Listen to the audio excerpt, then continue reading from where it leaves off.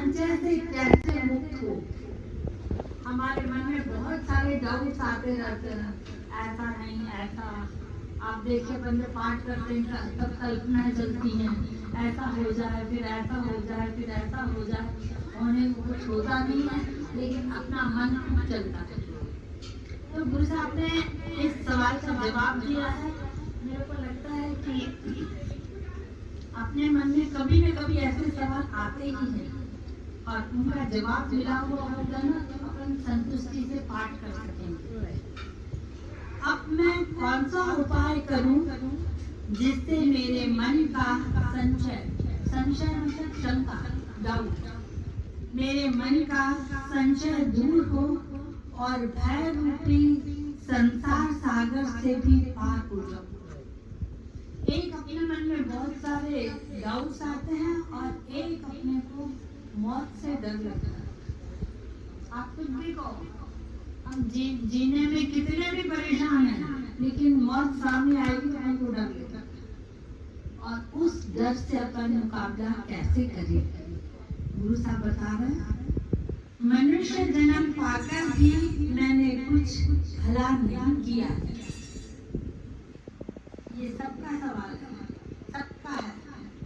अपन ने कभी न कभी किसी न किसी को कैसे न कैसे रूप में दिल दुखाया है। इसका मतलब हमने अपने मनुष्य जन्म को भला नहीं किया, अच्छा नहीं बनाया है। जब मनुष्य जन्म पाकर भी मैंने कुछ भला नहीं किया है, इसलिए अधिक डर रहा। अपन को याद आ रहा है कि बचपन में अपन ने ऐसे किया, बचपन में अपन ने इसको इतना तंग किया, बचपन में अपन उसके साथ बेईमानी की, बचपन में अपन ने क्या किया, सब्जी वाले के पास गया, किसी बड़ी सब्जी वाली दुकान पे गए, वहाँ पर बहुत रश थी, अपन ने क्या किया, उसकी थोड़ी सी सब्जी अपनी थैली में डाल दिया, पैसे भी नहीं दिए और आ गए, तो पैसे बच गए, जिससे टॉफी बिस्किट लेके खा लिया। बचपन में ऐसे हरकतें करते थे अपन। तो ये जो अपन ने अब याद आ रहा है कि अपन ने कितना गलत किया, उस व्यक्ति को भी पता नहीं कि अपन ने उसके साथ क्या बेईमानी की, लेकिन अपन को पता है। तो अब वो चीजें हमको डरा रही। यही नहीं, मैंने मन, वचन और कर्म से भी हरि गुण नहीं गाए। अच्छा, इतना भी किया कि अपन को तब बचपन में, अभी भी अपन किसी को बोलते हैं कि भैया पाठ पे चलो, अमृत पे चलो, तो बोले अमृत पीने तो वो लोग जाते हैं जिनके बाल सफेद होने लगते हैं। अभी तो हम जवान हैं, अभी अमृत पीने जाके क्या करेंगे। उनको ये पता नहीं है कि मौत किसी को भी आ सकती है, काले बाल वालों को भी मौत आ सकती है। लेकिन हम अपने मन को समझाते हैं, अभी तो मैं जवान हूँ, अभी तो मैं नहीं मरूंगी, अभी मैं नहीं मरूंगी, कोई और मरेगा तो फिर देखा जाएगा। तो ऐसे हम अपने मन को समझाते हैं। यही नहीं, मैंने मन, वचन और कर्म से हरि के गुण नहीं गाए, यही मेरे हृदय में सोच बना हुआ। देखिए, अपन को कोई बताता नहीं है, अपनी गंदी आदतें अपन अपने सामने आती हैं तो अपन ही पछताते हैं। किसी को बताने की जरूरत नहीं, किसी को बताने की जरूरत नहीं, किसी को सुनाने की जरूरत नहीं। आप देख लीजिए, आपकी जो भी गंदी आदत है वो कभी कभी आपको तंग करती है, आप क्या कर रहे हो। गुरु की मति सुनकर भी मुझ में ज्ञान उत्पन्न नहीं हुआ। अपन ये सुन रहे हैं, पता है,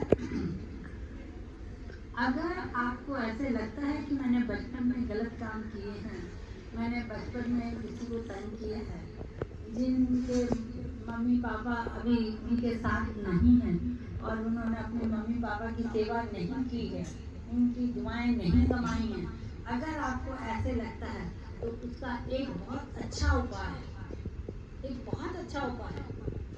जिनको अभी सेवा करने का मौका मिल रहा है वो सयाने बन जाओ, अपने पेरेंट्स की अच्छी सेवा करो, अच्छी सेवा करो और ऐसी सेवा करो कि वो आपको बहुत दुआएं दें।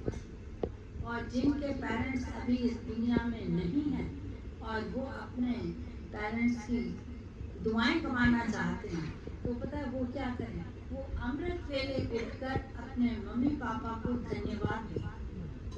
अमृत वेले उठकर वो जो पाठ करते हैं उसमें वो अपने मम्मी पापा को जरूर धन्यवाद दें कि माँ तू कितनी अच्छी थी कि मुझे इस जगह पर खड़ा करके गई है, और आज मेरे को गुरु की गोद मिली है और मुझमें इतनी शक्ति आई है कि मैं हर चीज से मुकाबला कर पा रहा हूँ।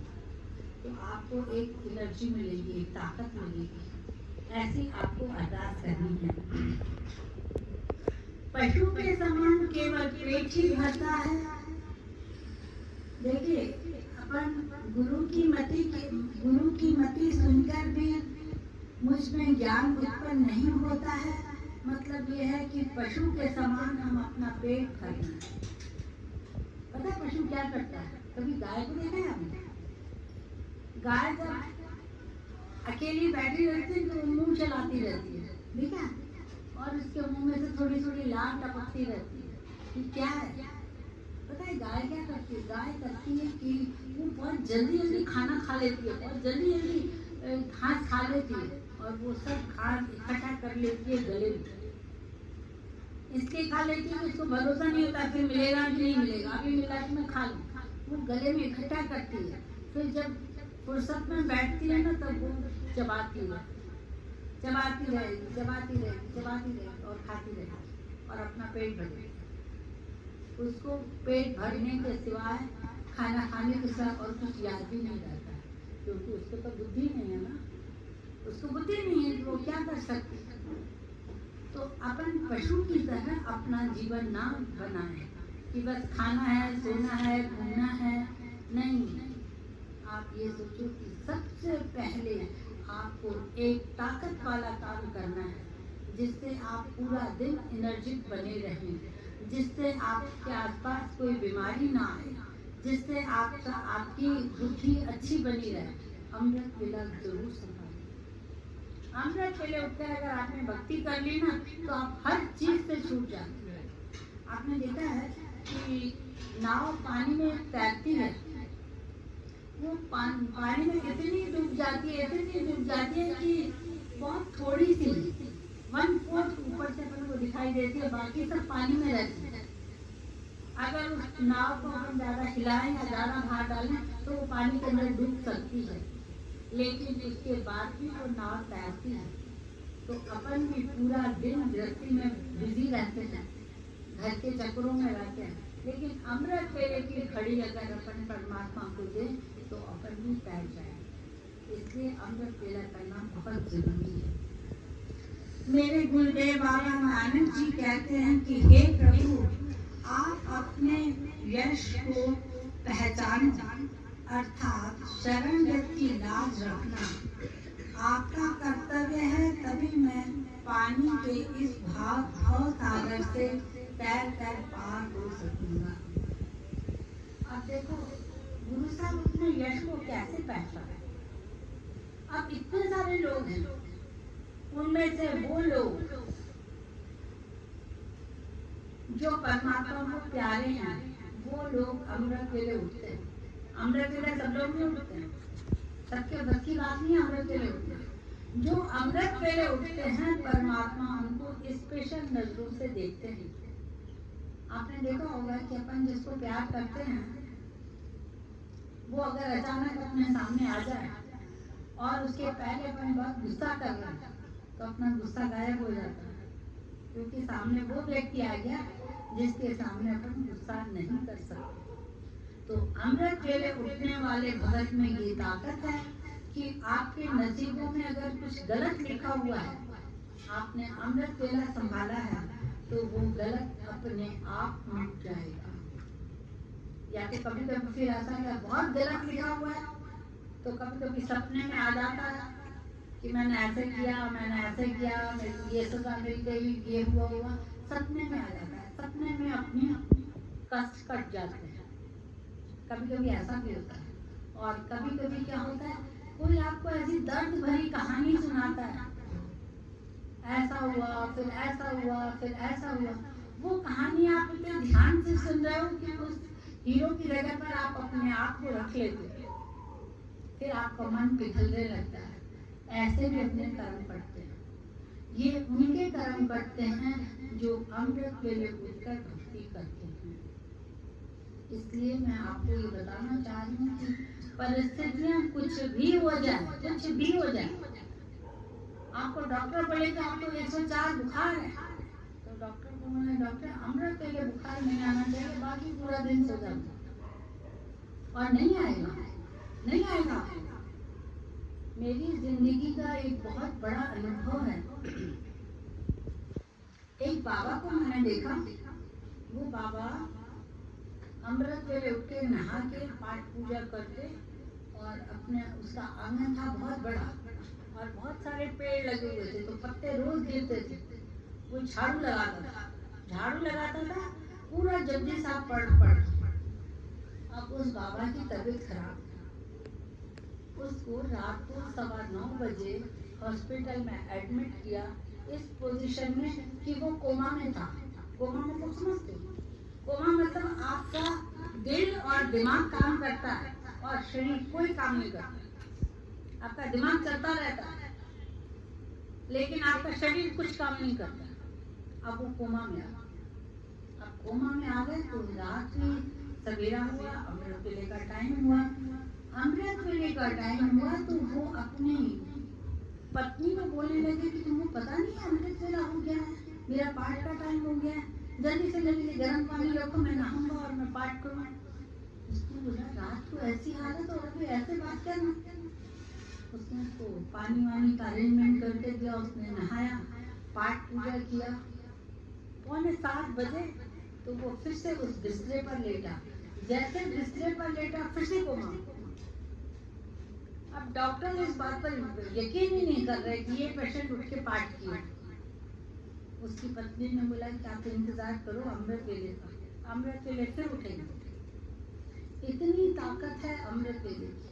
अमृत वेले की इतनी ताकत है कि अगर किसी की डेथ हो जाए, सपोज किसी की डेथ हो जाए और अमृत वेले वाला जो अमृत वेले नित्य करता है वो उसके पास आके उसको टच कर दे, उसको जल पिला दे, उसके नाम से अरदास कर दे, तो एक बार जान भी आ जाए। आपने देखा होगा कभी आपके, भगवान ना करे ऐसे कभी हो, लेकिन कभी आपके घर में कोई बहुत सीरियस हो जाए ना, डॉक्टर जवाब दे दे कि भाई अब हम कुछ नहीं कर सकते, आप एक काम करना, उसके कान के पास मोबाइल में सुखमनी साहब लगा दे। जहाँ सुखमनी साहब चलती है ना वहाँ जन्म के दूत आ ही नहीं सकते, मतलब आपकी मौत हो ही नहीं सकती। लेकिन ये ध्यान रखना कि सुखमनी साहब उसको सुनाई दे, ये बात है। इतनी ताकत है पाठ की। तो गुरु साहब अपना कोई कह रहे हैं कि जो गुरु साहब की शरण में आता है, शरण में आता है मतलब आप देख लीजिए जिंदगी में एक बार, मैं बार बार नहीं बोल रही, एक बार जिंदगी में एक बार अगर किसी ने गुरु ग्रंथ साहब के सामने मत्था टेक लिया ना, तो गुरु साहब उसकी हमेशा का ठेका ले लेते हैं, उसके सुखों का हमेशा के लिए ठेका ले लेते हैं। जैसे भाई देखो मेरे 4 बच्चे और एक बच्चा और आ गया, उसने बोला कि नहीं मुझे आप मेरी मम्मी हो, मुझे आप पालोगी, तो मेरे 5 बच्चे हो गए।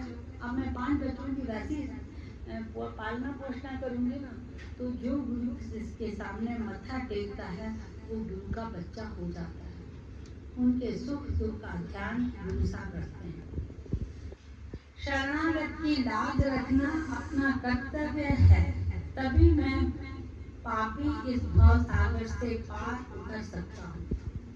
गुरु साहब कह रहे हैं कि अगर कोई गुरु साहब की शरण में आएगा ना, तो गुरु साहब का फर्ज हो जाता है उसको उसके दुख सुख का ध्यान रखना।